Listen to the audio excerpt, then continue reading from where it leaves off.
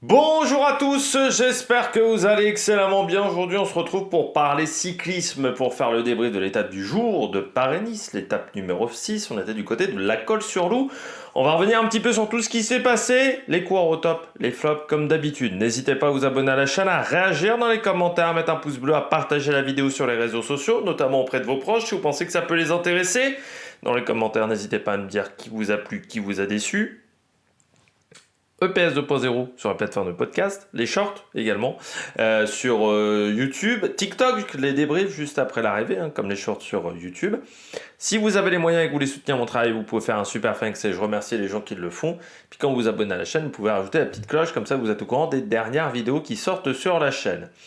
Paris-Nice 2024, étape 6, la Colle-sur-Loup, étape qu'on a failli faire l'année dernière, mais il y avait eu le vent qui en avait décidé autrement.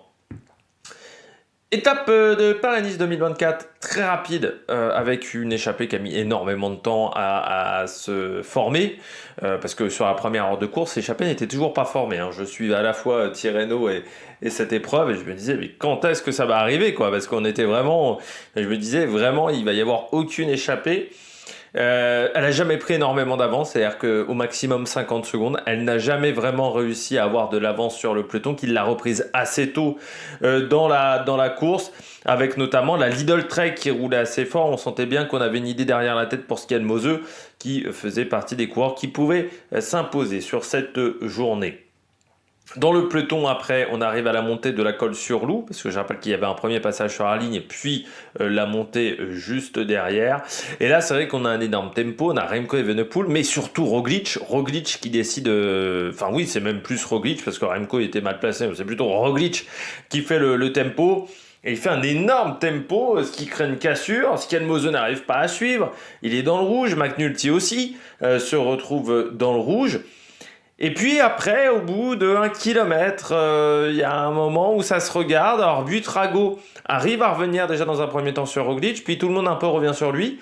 Et puis ça se regarde un petit peu. À ce moment-là, Jorgensen accélère.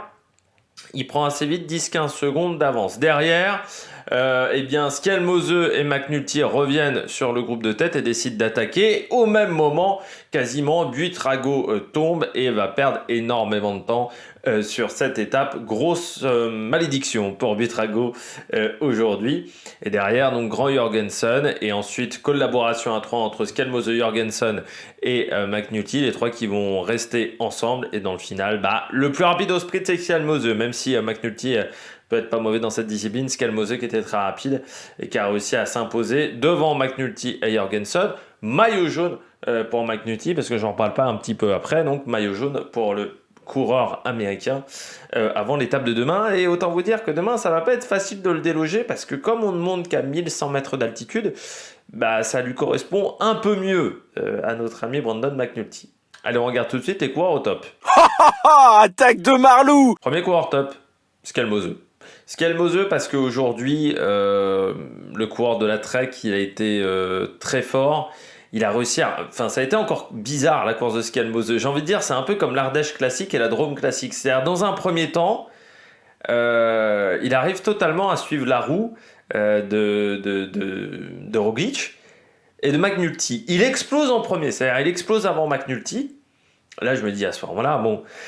Ça va être très compliqué pour Skelmose, parce qu'on sent bien qu'il n'est pas fantastique. Et puis un petit peu comme la Drôme et l'Ardèche classique, au bout d'1,5 km, 2 km, il arrive à se refaire la cerise, il décide d'attaquer, ce qui est une bonne idée, parce qu'à ce moment-là, on sent bien qu'il n'y a pas une grande entente dans le groupe de poursuite. Il revient sur Jorgensen, en plus il n'y avait pas encore un écart à ce moment-là, donc il revient sur Jorgensen qui était parti devant, il y a McNulty aussi qui revient, et puis ensuite ça collabore bien, et puis l'objectif c'est d'aller le plus loin possible. Il y a le sprint intermédiaire dans un premier temps, c'est le premier objectif, puis après on se dit il y a l'arrivée. Et Skelmose, de toute manière, le général, c'était plus forcément un objectif, parce qu'il avait perdu beaucoup de temps sur le chrono par équipe. Il avait perdu 1 minute 15, 1 minute 20 sur le chrono par équipe. Alors même si il avait battu Remco Evenepoel, il avait pris les bonifications en haut du Mont Brouilly, il restait quand même encore assez loin. Donc l'objectif c'était la victoire, il s'est concentré là-dessus, et forcément quand il a décidé d'accélérer dans le final, personne n'a réussi à suivre. Moi je trouve que Skelmose a des capacités quand même, parce que Même Valverde sprintait pas aussi bien, de souvenir. Il sprint. Et vraiment, je pense que sur un sprint sur le plat, Skelmose, même face aux très bons sprinteurs du monde, sur un Tour de France, il serait peut-être capable de choper un top 10 quand même, Skelmose. Il a une force dans les sprints qui est assez dingue pour un profil plutôt grimpeur. Ça a toujours été sa force, ça a toujours été impressionnant parce on a Pogacar par exemple qui a une bonne pointe de vitesse, mais c'est pas du niveau de Skelmose. Skelmose au sprint, je vois aucun grimpeur qui a la capacité de le battre. Et je me dis, il y a eu Valverde, mais pour moi il sprinte mieux que Valverde. Et pourtant Valverde, il en a gagné des courses comme ça en accélérant dans le final, mais là on est presque sur des qualités véritablement de sprinter. C'est ça qui est assez surprenant avec Skelmose. Mais aujourd'hui, il a bien géré parce que le coup de moins bien, réussir à revenir, c'est fort quand même. Ce qui montre encore que Skelmose est peut-être encore dans une phase où sa forme est perfectible. Après, ça peut se comprendre aussi parce que je pense que l'année dernière, il est arrivé en forme un petit peu tôt. Et quand le mois de juillet est arrivé, il n'avait plus grand-chose dans les sockets. Il a eu un Tour de France compliqué et je pense qu'il veut être de nouveau performant sur les grands tours. Et il s'est dit, en décalant mon pic de forme, ça va peut-être être pas mal. Et puis Skelmose, encore une fois, sur le parcours des Jeux Olympiques, certes, t'as Pedersen, mais ça peut être une belle carte aussi à utiliser. Skelmose, parce que déjà, bon sur le contre-la-montre, hein, ça c'est déjà une première option. Pour l'épreuve du contre-la-montre, mais aussi sur l'épreuve sur route, parce qu'aujourd'hui, ça reste quand même un super coureur, Skelmose. Je sais pas combien ils ont de quotas, le Danemark. J'avais vu les quotas, mais j'ai pas revérifié depuis. Deuxième, Jorgensen.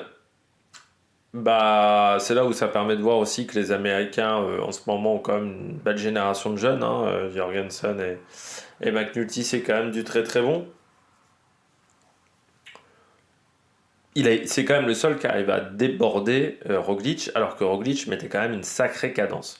On avait parlé dans les commentaires même, certains m'avaient dit pourquoi ils ont mis Jorgensen, pourquoi ils n'ont pas mis leur leader du côté de la Visma Isobay, pourquoi ils n'ont pas mis leur leader sur Paris-Nice, et j'avais dit, alors déjà il y a des choix de saison, Van Aert est en ce moment en stage, Vingegaard a choisi Tirreno, peut-être pour les conditions climatiques, et pour le vent aussi. Et j'avais dit, en plus, Visma, ils font souvent ça, c'est-à-dire de mettre parfois un équipier en position de leader en début de saison, comme ils avaient fait avec Laporte, pour lui dire ensuite, quand il sera dans un rôle d'équipier, il fera mieux son travail. Il fera mieux son travail parce qu'on lui aura donné sa chance auparavant. Ça a toujours été un petit peu l'idée de Visma Leasebike. Et en plus, dans ce genre de cas, ça peut te permettre parfois d'accrocher, pourquoi pas, une place pour le Tour de France. Parce que ce qu'il a montré là encore, Jorgensen, c'est du très très bon niveau. Mais ce n'est pas une surprise, parce qu'il a déjà fait top 10 sur Paris-Nice. Lui aussi, c'est un profil atypique, je parlais de Skelmose. Mais un grimpeur qui est aussi bon sur les classiques flandriennes, il y a eu Geraint Thomas. Mais Geraint Thomas, quand il était bon sur les classiques flandriennes, ou Bradley Wiggins, il jouait pas le classement général des courses par étapes d'une semaine. Voilà, c'est fort de la part de Jorgensen, c'est d'avoir cette polyvalence, parce qu'on l'a vu sur le Het Nieuwsblad, il était dans le bon coup avec Van Aert, et puis il était parti également devant.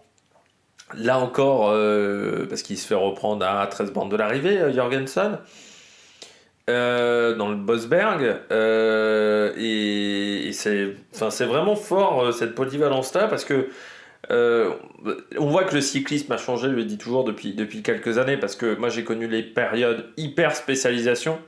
T'étais puncher, tu faisais que les Ardennaises, t'étais grimpeur, tu faisais que les grands tours. Enfin, t'étais grimpeur, course par étape, tu faisais que les grands tours. T'étais sprinter, tu faisais que les sprints. Et avec des gars comme Sagan, avec Van Avermaet aussi derrière. On a maintenant une époque de coureurs qui ont beaucoup plus de polyvalence. Je pense à Van Der Poel, mais regardez Jorgensen, regardez Skelmose, même un Vauquelin. C'est des coureurs qui sont performants sur plusieurs types de terrains différents. C'est rare maintenant les coureurs cyclistes qui ne sont bons que dans un domaine très précis. Ces coureurs-là, ils sont beaucoup plus rares. Il y a Cosnefroy encore qui est dans ce domaine-là. Mais maintenant, on voit que même un Gaudu est capable de jouer podium sur Liège-Bastogne-Liège. Un Roglic est capable de gagner Liège-Bastogne-Liège. Les coureurs ont une palette maintenant qui est beaucoup plus large. Van Aert, qui est capable d'être performant dans plein de domaines aussi, et Jorgensen est totalement dans ce profil-là de coureur beaucoup plus polyvalent. Ce qui fait qu'on a des courses, certains disent, bah maintenant il y a des mecs qui surdominent. Alors, ils comparent ça au dopage. Euh, on a aussi des mecs qui surdominent, mais qui surdominent parce qu'ils sont performants dans plusieurs domaines. C'est ça qui est fort. C'est pour ça qu'on a des courses qui se décomptent de plus en plus loin de l'arrivée, parce que on se rapproche un peu plus du cyclisme des années 60-70. Quand vous regardiez les images avec Jean-Paul Olivier, là, les documentaires avant le départ de l'étape du jour sur le Tour de France, on avait toujours ces petits reportages d'un quart d'heure, 20 minutes sur des légendes du cyclisme. Moi, j'étais toujours impressionné parce qu'on nous parlait des grandes actions de Merckx, des grandes actions de Anquetil, de Poulidor. Et on voyait tout le temps, ça partait genre à 150 bornes de l'arrivée, 125 bornes de l'arrivée. Et quand tu regardais du cyclisme en 2005-2006, les mecs, ils accéléraient à 2 bornes du sommet. Et encore, quand ils accéléraient à 2 bornes du sommet, c'est qu'ils étaient en forme. Et je me disais, putain, ça devait être super le cyclisme à ce moment-là. Et je me disais, quand j'étais jeune, voilà, pas vieux, je me disais, on verra jamais ça, quoi. C'est des actions de ce type-là. Et pourtant, aujourd'hui, quand on regarde un petit peu les courses de cyclisme, bah, on a de nouveau ces actions-là. Quand on voit Pogacar sur l'Estradé, 80 bornes de l'arrivée, quand on voit Van Aert sur Kurn-Bruxelles-Kurn, ça part également très loin de l'arrivée. Quand on voit le Grand Prix E3 l'année dernière, ça part aussi à plus de 80 bornes de l'arrivée. C'est des courses où maintenant, ça part de plus en plus loin. Et c'est aussi dû à des coureurs qui sont de plus en plus polyvalents. Parce qu'avant, quand tu étais bon que dans un seul domaine, un grimpeur pouvait pas faire 80 km d'échappée. Enfin, c'était pas le même métier, on va dire. Et maintenant, je pense qu'avec cette polyvalence-là, on a des coureurs aussi qui sont plus endurants. On a aussi une préparation qui a changé. Faut pas croire, hein, mais regardez les reportages de 2003-2004, notamment quand on faisait des reportages sur regardez la nouveauté, le camion nutrition de Jean-René Bernaudot. Maintenant, tu t'aperçois que le camion nutrition, tout le monde a adopté ce principe-là, quasiment. Alors, d'un camion nutrition ou d'un camping-car, mais tout le monde maintenant a une nourriture pesée au gramme près. Ça fait partie des évolutions du cyclisme. Ça fait partie des évolutions du cyclisme, comme aujourd'hui, maintenant, le matériel est devenu prépondérant, parce qu'il y a 15 ans, le matériel, on s'en foutait presque. C'est-à-dire, quand on était suiveur cyclisme, le matériel, c'était pas une priorité. Il y en avait un qui avait un vélo Trek, l'autre Armstrong, je crois que c'était Trek, ou c'était Scott, je sais plus, je crois que c'était Trek Armstrong. On s'en foutait complètement, quoi, il y a 20 ans du vélo. On s'aperçoit qu'aujourd'hui, maintenant, le vélo, c'est devenu aussi hyper important dans le développement. On s'aperçoit qu'on est presque comme en Formule 1, c'est-à-dire qu'on recrute. Il y a presque des équipes des manufacturiers de vélos qui décident d'aller vers telle ou telle équipe parce qu'ils savent qu'il y a tel ou tel coureur qui va permettre de développer leur vélo.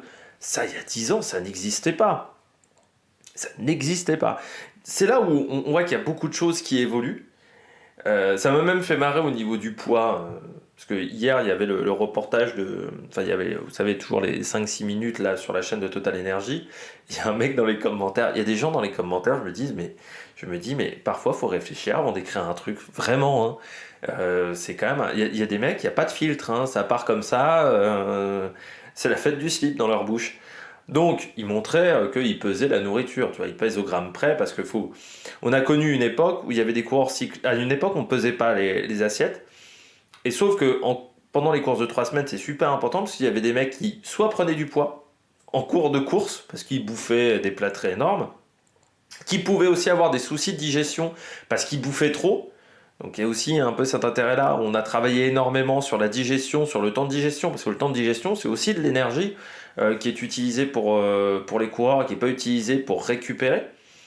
Et puis, on avait des coureurs qui, parfois, en partir de 10 jours de course, comme ils étaient hyper fatigués, ne mangeaient plus ou mangeaient pas suffisamment.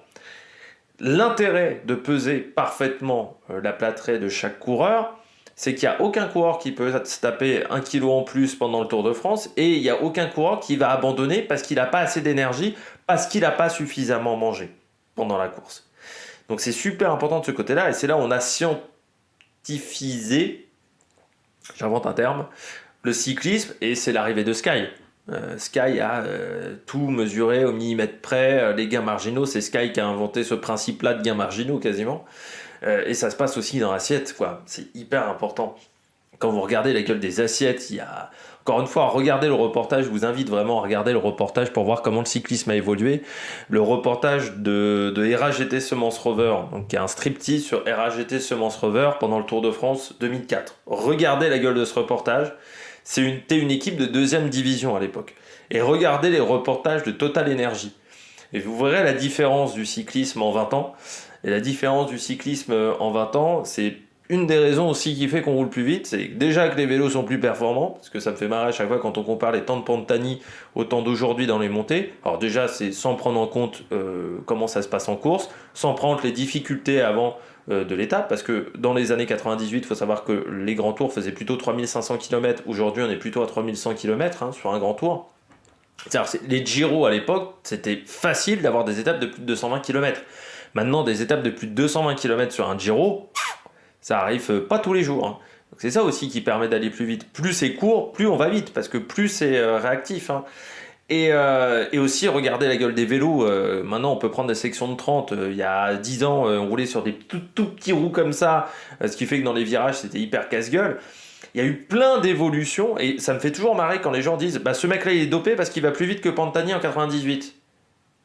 Oui, c'est sûr que les vélos n'ont pas évolué, la nutrition n'a pas évolué, la manière de s'entraîner n'a pas évolué. C'est comme si on disait... Alors, c'est complètement con, parce que c'est comme si on comparait le football des années 60 au football des années 85 en disant vous voyez, ils sont dopés parce qu'ils courent plus vite. Mais il y a eu plein d'évolutions depuis. Où on compare les temps des F1 des années 1960 et les temps des F1 des années 90. Forcément, il y a eu énormément d'évolutions, que ce soit dans la préparation des pilotes, que ce soit dans la gestion de course, on a appris au fur et à mesure du temps. On n'apprend pas de la même manière l'anglais aujourd'hui qu'on l'apprenait dans les années 70. Parce qu'on a pris de l'expérience au fur et à mesure du temps. Donc comparer les temps de 1998 avec des vélos, regardez la gueule des vélos en 98 quand même. C'est-à-dire que les vélos, ils avaient du mal déjà à être aussi km/h, mais tu avais des câbles qui dépassaient de partout, donc les vélos étaient absolument pas aéros, parce que l'aéro on s'en foutait sur les vélos de route. Il n'y avait pas de capteur de puissance, par exemple. Donc ça a énormément amélioré la gestion d'une course par étape, le capteur de puissance. Quand tu vois ce qui bouffait à l'arrivée des courses, c'était le jour et la nuit. Donc quand on compare, on me dit, lui il est dopé parce que ce mec-là il va plus vite que le temps de Pantani, c'est complètement con. Quand on me dit également, lui il est dopé parce qu'il domine le cyclisme, c'est aussi complètement con, parce que c'est vrai que quand tu domines, t'es forcément dopé. C'est assez marrant, les gens qui disent tel ou tel coureur est dopé, comme ça, un petit peu en mouillant le doigt, sans se baser sur des preuves. Parce que j'en ai eu un encore dans les commentaires et ça m'énerve terriblement. Parce qu'il faut réfléchir globalement, il faut dézoomer un moment. Il faut réfléchir globalement à ce qui peut permettre d'expliquer, ce qui peut expliquer cette évolution de temps. Je dis pas qu'il n'y a pas de dopage. Je dis juste que se baser sur les vitesses et ce genre de choses, c'est complètement con. On peut pas se baser sur ça pour dire tel coureur est dopé, tel coureur est pas dopé. On peut se baser sur des données physiologiques, on peut se baser sur des prises de sang, mais on peut pas se baser sur une différence de chrono. Et on peut pas se baser non plus sur un mec qui domine. Parce que dans ce cas-là, Sébastien Loeb, Laxaral était complètement trafiqué quand il dominait en rallye. Non. Et pourtant, il a gagné 9 titres de champion du monde. Un mec peut dominer une discipline. Teddy Riner, il domine le judo depuis des années. C'est parce qu'il est dopé qu'il domine le judo? Non, c'est parce qu'il est meilleur que les autres. En cyclisme, aujourd'hui, on ne peut pas concevoir, les 3/4 des gens qui regardent le cyclisme ne peuvent pas concevoir qu'un mec qui domine, c'est peut-être juste parce qu'il est plus fort que les autres. C'est peut-être juste parce que il s'entraîne un peu mieux que les autres, ou parce qu'il a un entraînement qui est un peu plus qualitatif, ou parce qu'il est meilleur dans tel ou tel domaine. Non, ça ne peut pas être envisagé aujourd'hui. Je me dis, ces gens-là, alors, je me demande quel est leur intérêt de regarder le cyclisme. C'est-à-dire, si leur intérêt de regarder le cyclisme, c'est juste dire, lui il est dopé, lui il est dopé, lui il est dopé, je pense que votre vie est très très triste et ne regardez plus le cyclisme. Dans ce cas-là, passez sur un autre sport. Si tu regardes un sport en sachant que la moitié des mecs trichent, je me demande quand même quel est l'intérêt derrière. Regarder un sport en sachant que la moitié des gens se trichent. Je comprends pas. Enfin, vraiment, je ne comprends pas cette vision-là du cyclisme. Parce qu'il y a encore des mecs qui voulaient que je dise que Vingegaard était dopé. Hein. Ouais. Sans aucune preuve. C'est beau, le monde. On termine avec Roglic. Je termine avec Roglic. Il s'est rassuré aujourd'hui, Primoz Roglic. Il s'est rassuré parce que aujourd'hui les jambes étaient quand même meilleures, elles ont mieux répondu. Alors c'est pas encore parfait, mais c'est vrai que le Montbrouilly c'est pas top. Le chrono par équipe, ils ont complètement raté leur stratégie, donc il avait besoin de se rassurer Roglic, et dans la montée c'était plutôt pas mal.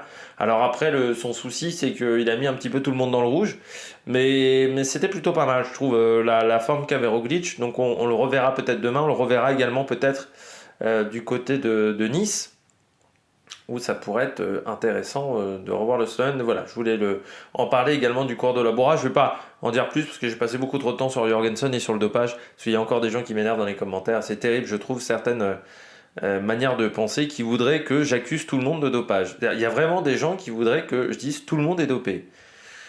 Bah, allez voir d'autres chaînes alors dans ce cas-là. Je sais pas, mais allez voir Winamax par exemple.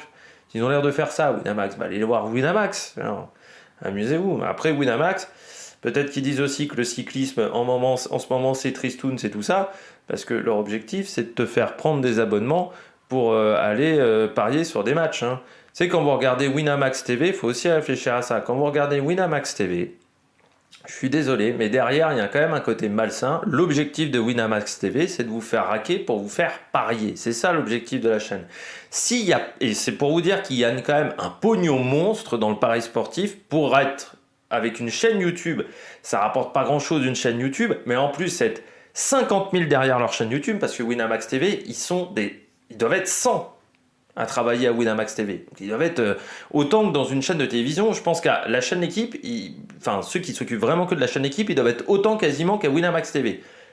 Pour des revenus qui sont minimes, mais parce que leur objectif, quand ils sont sur Winamax TV, c'est que toi, quand tu regardes Winamax TV, au lieu d'aller sur BetClick, tu ailles chez Winamax pour faire tes paris sportifs. Donc, quand ils disent « Oh, on a la nausée du cyclisme », je suis désolé, mais c'est ridicule. Enfin voilà, ils ont la nausée du cyclisme parce qu'il y a des mecs qui dominent. Forcément, quand il y a des mecs qui dominent, il n'y a plus personne qui fait du pari sportif derrière. Si tu sais qui va gagner à l'avance, les cotes sont pas bonnes. Si la cote c'est 1,20 contre 1, tu vas pas parier. Voilà. Donc c'est pour ça qu'ils disent « Oh, le cyclisme, ils font un peu leur ouin-ouin, je sais pas quoi. » Forcément, hein. Plus personne doit parier sur le cyclisme. Dès qu'il y a Vingegaard, dès qu'il y a Remco sur Liège, plus personne doit parier. Donc voilà, ça les fait chier.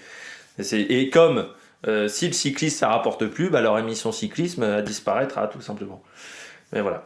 Il faut toujours réfléchir aussi quand il y a des propos qui sont dits, quel est l'intérêt de ces propos-là derrière. Et moi je suis désolé, mais non, moi je fais pas de la diffamation aujourd'hui sur le cyclisme. Et même dans n'importe quel domaine, je fais pas de la diffamation. Quand j'accuse quelque chose qui je trouve est grave, quand j'accuse quelque chose comme le dopage, c'est quand même un truc grave. Quand on dit qu'un sportif est dopé, c'est un truc grave. Il faudrait quand même se le mettre dans la tête. Parce que ça veut dire qu'on dit que ce mec-là ment. Alors qu'on dit, c'est quand même un truc grave, quoi, qu'il triche. Un truc grave, la tricherie. Alors peut-être que vous en avez fait à l'école, moi j'en ai pas pratiqué à l'école. Donc quand je dis un truc aussi grave que ça, il faut que j'ai des preuves. J'accuse pas comme ça, en mouillant mon doigt en l'air. Il faudrait bien se le mettre dans la tête. Allez, on regarde tout de suite les bonnets d'âne. Les bonnets d'âne du jour, je commence avec Remco Evenepoel. J'ai un souci avec Remco Evenepoel sur ce Paris-Nice. C'est depuis le départ. On parlait de ouin-ouin derrière avec Winamax.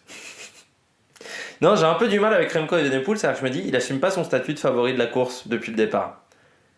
C'est-à-dire que depuis le départ, on a l'impression qu'il veut pas dire qu'il est favori. On a l'impression qu'il est là en disant je découvre la course. Quand tu t'appelles Remco Evenepoel, que tu as déjà 3 saisons dans les pattes, découvrir la course et que tu es là quand même pour faire un résultat. Et je trouve que ça se ressent dans sa manière de courir. Quand on voit par exemple sur l'étape du Montbrouilly où il dit en interview il y avait 3-4 Ineos, j'attendais presque qu'ils fassent le travail. Mais Ineos ils vont pas t'emmener sur un plateau, sans déconner. Enfin, Egan Bernal, il sait qu'il va pas te battre au sprint, hein. Donc, ça lui sert à rien de t'emmener. Donc, il y a un moment, il faut assumer ce statut de favori, il faut faire le job. Et là, ça a encore été le cas. C'est-à-dire que il attend pendant 5 bornes que les autres fassent le travail. C'est-à-dire, il prend un relais, il attend que les autres collaborent avec lui. Et oh, t'es Remco Evenepoel, hein. T'es Remco Evenepoel, t'es l'un des meilleurs coureurs du monde. Bah non, ça se passe pas comme ça le cycliste. C'est-à-dire que on n'attend pas qu'un mec qui soit super performant, qui soit peut-être potentiellement futur champion du monde, bah tu collabores avec lui. Mais c'est un peu pareil. C'est pas le premier à être dans cette situation-là, à avoir du mal à se dire bah faut pas que j'attende que les autres fassent le travail. À un moment, je suis obligé de faire le travail. Je suis obligé d'inciter les autres à m'aider, mais en incitant, en faisant le travail, en faisant le job. Si j'attends que les autres fassent le travail, ils le feront jamais. C'est pas la première fois qu'un coureur se retrouve dans cette situation-là. Mais je me rappelle de Julien Lafilippe, il y a quelques années. Ça doit être 2017, un truc comme ça, 2018, quand il commence à être très fort, et notamment sur les classiques ardennaises, où souvent, sur certaines courses d'un jour, comme ça, il attendait que les autres fassent le travail, et il assumait pas pleinement ce statut de favori. Bah là, c'est le problème de Remco Evenepoel. J'ai vraiment cette impression-là, qu'il n'affronte pas ce statut de favori. Il attend un peu trop que ce soit les autres qui fassent le job. Et à un moment, bah, quand tu n'as plus d'équipier, faut faire le travail. Je pense aussi qu'il manque à Remco Evenepoel. Peut-être... Enfin, aujourd'hui, je m'attendais à ce que Van Wilder passe, par exemple. Et Van Wilder n'est pas passé. Ouais, je m'attendais à ce que Van Wilder passe. Certains se disaient aussi peut-être qu'ils allaient mettre des coureurs dans l'échappée pour tenter de faire un relais, ce qui n'a pas été le cas non plus. Mais je m'attendais à ce que Van Wilder soit là, et Van Wilder a disparu. Alors pourtant, c'est un coureur qui me déçoit assez peu, Van Wilder, mais là aujourd'hui, il m'a déçu. Et c'est vrai qu'après, il s'est retrouvé quand même seul, Remco Evenepoel. Mais quand il y a un moment, tu as un 10 secondes des 3 mecs de tête. Il y a un moment, bah, faut saisir le... Enfin, faut le faire, quoi, le job. Faut faire le jump. Il y a un moment. Sauf qu'il attend que les autres collaborent avec lui. Donc, ils perdent 15 secondes, 20 secondes, 25 secondes, 30 secondes, 35 secondes, 40 secondes. Et puis demain, ça va être la même chose. Hein. S'il y en a un qui part et qu'il attend que ça soit Roglic, que ça soit Buitrago, que ça soit Skelmose qui fasse le travail, ils feront pas le job. Parce que vu que tu as battu tous les mecs de ton groupe à l'arrivée. Donc c'est pas... Enfin je trouve que voilà, encore une fois, au bout d'un moment quand tu es favori, il faut assumer ce statut de favori. C'est ce qu'arrive très bien à faire Vingegaard, c'est ce qui arrive très bien à faire Pogacar. Et Evenepoel, je trouve qu'il a plus de mal dans ce domaine-là, malgré toutes ses qualités. On poursuit avec Luc Plapp. Il n'a pas vraiment défendu son maillot aujourd'hui, Luc Plapp. Alors, au départ, je comprends l'idée. C'est-à-dire que quand McNulty est dans un groupe 10 secondes devant ou 15 secondes devant, je comprends Luc Plapp qui est tout seul de rester à l'arrière parce qu'il se dit tant que je reste à l'arrière, Remco Evenepoel ne me voit pas, donc Remco Evenepoel ne va pas me demander de rouler. Or, s'il voit Remco Evenepoel qu'il y a le maillot jaune, bah, je vais être un peu forcé de rouler quand même. Ou sinon, ça veut dire que je défends pas du tout mon maillot. Donc au départ, je me dis, quand il se met en queue de groupe, c'est pas une mauvaise idée. Je me dis au tout début. Sauf que quand l'écart passe à 25-30 secondes et que ton maillot est menacé, bah normalement tu dois défendre ton maillot. Je suis désolé, mais de la part de Luc Plapp, j'ai trouvé que c'était un peu un manque de respect envers la course, c'est-à-dire de dire, bah grosso modo, le maillot jaune, moi je m'en fous, quoi, je le laisse tomber. Moi j'aime bien quand même que quand les mecs perdent un maillot jaune, ils aient mis un petit peu d'implication dans la course. Or là j'ai l'impression quand même qu'au bout d'un moment, Luc Plapp il pouvait rouler. Moi j'aime bien les mecs qui défendent, on va dire un peu corps et âme pour un maillot jaune. Moi j'aime pas par exemple quand le sprinter dans une étape de montagne bâche dès le début de l'étape quand il y a une montée et montre pas qu'il a quand même tout fait pour essayer de garder ce maillot jaune. Un maillot jaune, ça se défend pour moi. Parce qu'un maillot jaune, c'est du respect, c'est aussi une histoire derrière. C'est-à-dire que c'est une histoire avec tous les vainqueurs de la course Paris-Nice. Voilà, hein, tout simplement. Et il y a un moment, il y a une historique, il y a un respect envers les organisateurs. Si le mec qui est en tête du classement général, qui est presque le porte-étendard de la course, parce qu'il est maillot jaune, un des porte-étendards de la course, fait pas le job, moi ça me pose toujours un problème. Et autant au départ, l'attitude de Luc Plap, je peux la comprendre encore une fois, parce qu'il se dit, bah comme ça, Roglic et Evenepoel vont pas me demander de rouler, autant quand l'écart augmente, je pense qu'à un moment, il aurait dû rouler. Or, il n'a pas mis un coup de pédale à l'avant de la course. Et ça, c'est quand même problématique pour un mec qui était maillot jaune. Surtout que c'est pas comme s'il avait des équipiers qui étaient devant lui. Hein. Il n'y avait aucun équipier devant lui. Donc, je trouve ça un peu tristoun. Je pense qu'en termes de tactique, il a pas été parfait. Mais on le sentait qu'en termes de tactique, c'était pas parfait parce que Luc Plap, on sent qu'il a les jambes, mais dans la montée de la Colle-sur-Loup, mais il est avec un gros temps de retard. Alors que vu comment il revient sur les coureurs avec ce temps de retard là, je pense qu'il avait vraiment des très bonnes jambes aujourd'hui. Un autre qui avait des très bonnes jambes mais qui aura des regrets, c'est Buitrago. C'est malchance là aujourd'hui, c'est terrible pour lui parce que dans la montée de la Colle-sur-Loup, il y a un moment il revient sur les meilleurs et il revient très très fort sur les meilleurs et là je me dis ah putain, Buitrago aujourd'hui, ça va être une bonne carte.